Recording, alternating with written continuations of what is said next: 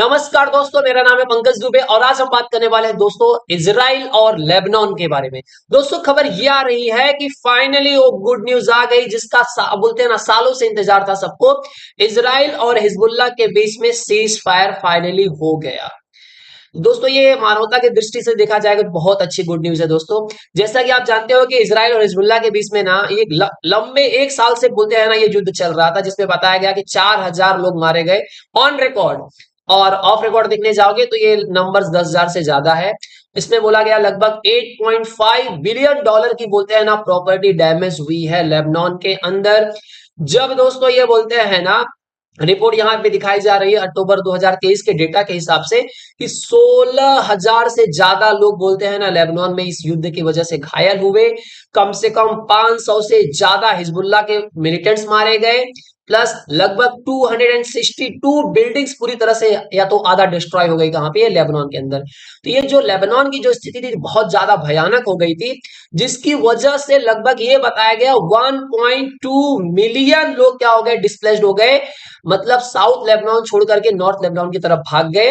अब खबर आ रही है कि वो जो साउथ लेबनान की तरफ छोड़कर जो साउथ लेबनान छोड़ करके भाग गए थे लेबनीज, वो वापस अपने घर की तरफ चल दिए। दोस्तों यहाँ पे आप देख सकते हो, यहाँ पे कार और आपको देखने को मिल रही है कि यहाँ पे बहुत सारे बोलते हैं ना लोग जो साउथ लेबनान छोड़ करके भाग गए थे वापस वो अपने घर की तरफ आते हुए दिखाई दे रहे हैं दोस्तों। ये सब तो ठीक है सर, उसके साथ साथ खबर ये भी है कि इस बोलते हैं ना सीज फायर में जो भूमिका निभाई है वो यूएस और फ्रांस ने निभाई है। चचा बाइडेन बहुत खुश है, इन्होंने स्पीच दी कि देखो हमने कर दिया। आप लोग निकम्मा समझ रहे थे कि मैं कुछ अच्छा काम नहीं किया, जाते जाते हमने ये काम कर दिया, जो रायता हमने फैलाया था उसको थोड़ा सा हमने बटोर लिया। प्लस दोस्तों खबर अगर हम ये देखने जाए नेतन्याहू के पॉइंट से, तो नेतन्याहू के लिए बहुत ज्यादा जरूरी हो गया था ये सीज फायर करना। लेकिन देखिए ये जो सीज फायर अगर मैं आपके सामने आगे पढ़ने वाला हूं, आपको बताने वाला हूं, आप उसको देखोगे तो आपको क्लियरली एक मैसेज आएगा कि इसमें पूरा फेवर दिया गया है इजराइल को। इजराइल की जितनी इच्छाएं थी सब उसमें पूरी की गई हैं। मतलब यहाँ पे विन टू विन सिचुएशन आपको देखने को मिलेगा इजराइल के एंगल से, कि इजराइल का सब फायदा है इसमें इस सीज फायर से। जिस तरह से आप जानते हो दोस्तों कि सितंबर में इसराइल ने ग्राउंड इन्वेजन किया था लेबनान के अंदर, तो इस तरह से ये अंदर घुसते गए। उसके बाद बोलते हैं ना लेबनान की हालत बहुत खराब हो गई और यहाँ पे इन्होंने लोग जितने बहुत सारे गांव पे कब्जा किया और बोला चलो जितने भी लेबनीज हो नॉर्थ के साइड भागो, क्योंकि यहाँ पे हम तबाही मचाने वाले हैं। तो दोस्तों चलते जरा डिटेल में देखते हैं यहाँ पे हुआ क्या है, कौन कौन सी शर्तों पे नेतन्याहू मान गए हैं। तो नेतन्याहू ने बोला देखो पहली हमारी शर्त यही नहीं भैया, मेरे को बोलते हैं ना पूरा ध्यान मुझे करना है, फोकस कहाँ पे? ईरान पे। इसलिए बोलते हैं ना थोड़ा हिजबुल्लाह वाला थोड़ा एंगल में समाप्त करना चाहता हूँ, पूरा मेरा नजर कहाँ पे जाने वाला है अब? ईरान की तरफ। सेकंड रीजन इन्होंने ये दिया कि देखिए अब मैं चाहता हूँ कि मेरी फोर्सेस बोलते हैं ना लड़ते लड़ते दम थक गई है, थोड़ा वो भी सांस वांस ले ले। और थोड़ा सा हमारा जो स्टॉक खत्म हो गया है, स्टॉक पहले जो वेपन्स हमारे सब खत्म हो चुके हैं, पहले वो स्टॉक भर ले, वेपन्स तैयार कर ले, फिर उसके बाद चालू करेंगे युद्ध। थर्ड रीजन इन्होंने दिया देखिए सीज फायर अगर हम करते हैं तो हमास क्या होगा, टोटली आइसोलेट हो जाएगा। जिस तरह से हमास को बोलते हैं ना बैक सपोर्ट मिल रहा था हिजबुल्लाह की तरफ से, जब हिजबुल्लाह शांत हो जाएगा तो पूरा हम फोकस कहां पे जाएगा? हमास पे। और हमास को हम ऐसा दोएंगे कि हमास मजबूर हो जाएगा, हमारे हॉस्टेजेस को क्या कर देगा, वो छोड़ देगा। ये बोलना किसका है दोस्तों? पुतिन का। माफ करिए, ये कहना है किसका? बेंजामिन नेतन्याहू का। अब यहां पे देखिए इजराइल डिफेंस फोर्सेस ने बोला भाई साहब जो साउथ लेबनान में आप लोग आ रहे हो, आप लोग इस समय मत आओ, क्योंकि अगर इस समय आप आओगे तो बहुत प्रॉब्लम आपको झेलना पड़ सकता है। इन्होंने बोला कि हम आपको इन्फॉर्म करेंगे कि आप कब सेफ है और आप कब अपने घर पर वापस आ सकते हो। उसका रीजन है दोस्तों, अब जैसे ही पता चला कि सीज फायर हो गया, बहुत सारे लोग भाग भाग करके क्या करने लगे, साउथ लेबनान की तरफ आने लगे। उसका रीजन ये बताया जा रहा है कि इजराइल डिफेंस फोर्सेस ने बोला भैया यहाँ पे अभी फिलहाल मत आओ। क्या हो सकता है, बहुत सारे अभी युद्ध हुआ है यहाँ पे, बहुत सारे एक्सप्लोजिव्स हो सकते हैं, वेपन्स हो सकते हैं, क्लस्टर बॉम्ब्स हो सकते हैं, वो भी ट्रैप्स हो सकते हैं, क्या जो एक डेंजर पोज कर सकते हैं जो भी सिटीजन आने वाले हैं और बच्चों के लिए। तो ऐसे में पता नहीं कौन कौन से ऐसे वेपन्स जो नहीं फटे होंगे, कौन से ऐसे बम हो जो बोलते हैं कच्चे हो, आने के बाद पक जाए, मतलब फट जाए। तो ऐसे सिचुएशन पे आईडीएफ ने मना किया कि भैया फिलहाल मत आओ, आपको इन्फॉर्म करेंगे। ये युद्ध दोस्तों बोलते हैं है ना लगभग एक साल से ज्यादा हो गया, चलते गया चलते गया।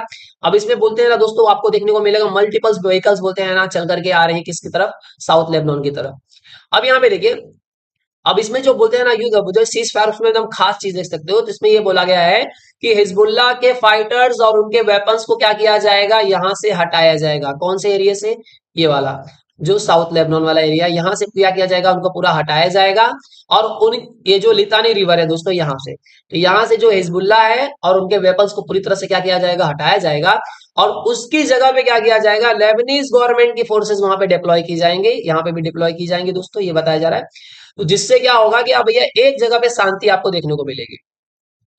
अब प्लस यहाँ पे ये भी है कि इसराइल का क्या कहना कि हम कोई भी बोलते हैं ना हेजिटेशन नहीं लाएंगे, हेजिटेट थोड़ा भी नहीं होंगे। अगर हिजबुल्ला हमारे किसी भी बोलते हैं ना डील को, जो हमने डील किया हिजबुल्ला के साथ, अगर उसको तोड़ता है तो हम उसके ऊपर क्या कर देंगे, स्ट्राइक कर देंगे। यहां से मामला तैयार होता है।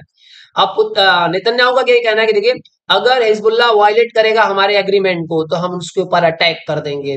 अगर हिजबुल्ला वापस से रिबिल्ड करेगा टेररिस्ट इंफ्रास्ट्रक्चर तो बॉर्डर के पास में, तो हम फिर से उसके ऊपर अटैक कर सकते हैं। अभी देखिए दोस्तों, अगर ये बोलते हैं ना लेबनान में ये जो फाइटिंग चल रही है, अगर वो खत्म हो जाएगी तो पूरा प्रेशर कहाँ पे ये जाएगा, हमास के ऊपर डालेंगे। अब बोलते हैं ना इसराइल के लिए क्या हो गया था, ये बहुत जरूरी हो गया था, तुम हिजबुल्ला से भी लड़ रहे हो, तुम हमास से भी लड़ रहे हो, तुम ईरान से भी लड़ रहे हो, तीनों साइड लड़ रहे हो, एक साइड में थोड़ा शांति उनती आए। अगर ये लोग वापस से नाटक करेंगे तो इसराइल वापस से धोएगा, तब तो पूरी कंट्री शांत बैठेगी, बोलेगी एक बार सीज फायर करवा दिया ना, उगली तुमने किया ना, अब तो मारेगा इसराइल।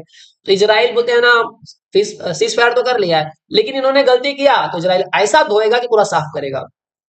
अब इसमें क्या होगा कि जब फ्री हैंड मिल जाएगा इसराइल को, तो इसराइल पूरा फोकस करेगा हमास पे और ईरान पे। और हमास पे इस तरह से फोकस करेगा कि हमास को इतना मजबूर कर देगा कि जितने भी इजरायली हॉस्टेजेस जो बोलते हैं ना हमास ने बंदी बना करके रखे हैं, शायद सभी को छोड़ दे वो। और हमास को पूरा बोलते हैं ना यहाँ पे क्लीन आउट करना चाहता है कौन, इसराइल। तो ये सब जो आपने बोलते हैं ना सीज फायर की जो आपने जो डील देखी होगी, तो उससे एक चीज तो क्लियर, एक मैसेज यहाँ पे आपको देखने को मिल रहा होगा कि ये पूरा फेवर में जा रहा है किसके, बेंजामिन नेतन्याहू के। कि जो बेंजामिन नेतन्याहू चाहते थे दोस्तों, वो अब पूरा क्लियरली यहाँ पे देखने को मिल रहा है। अब यहाँ पे ये भी बोलते हैं ना, ईरान के एंगल से देखने जाएं तो अयतुल्ला अली खमेनी ऑलरेडी पता चला था बीच में बीमार चल रहे हैं, फिर उन्होंने बोला कि हम थर्ड अटैक करने वाले हैं इसराइल के ऊपर। हालांकि बोलते हैं ना, अगर वो थर्ड अटैक कर देता है ईरान इसराइल के ऊपर, तब तो इसराइल बोलते हैं ना खुला सांड की तरह धोएगा और कोई कंट्री कुछ बीच में इन्वॉल्वमेंट नहीं लेगी, सब बोलेंगे हाँ मारने दो भाई साहब। और आने वाले जो बोलते हैं ना एक डेढ़ डेढ़ महीने के बाद, अगर ट्रंप बोलते हैं ना शपथ, जब ट्रंप शपथ ग्रहण करेंगे, उसके बाद भी तो ईरान की हालत खराब ही होने वाली है। हाँ, ट्रम्प कौन सा ईरान को फेवर देने वाले हैं, ईरान तो बोलते हैं आप, ट्रम्प तो ईरान पे क्या करेंगे, मैक्सिमम प्रेशर डालेंगे भैया, और दबाने की कोशिश करेंगे और सैंक्शन लगाएंगे। तो ईरान की तरफ से देखा जाए ना, ईरान के लिए कोई खास न्यूज अच्छी यहाँ पे आने वाली नहीं है, तो ईरान भी काफी ये देखा जाएगा कि शांति बैठेगा। क्योंकि अयतुल्ला अली खमेनी बीमार है ऑलरेडी, बीच में पता चला कोमा में चले गए, बाद में खबर आई कि अपने बेटे को सुप्रीम लीडर बनाने वाले हैं। तो वहां की भी इंटरनल पॉलिटिक्स बहुत दम गरम गरम है।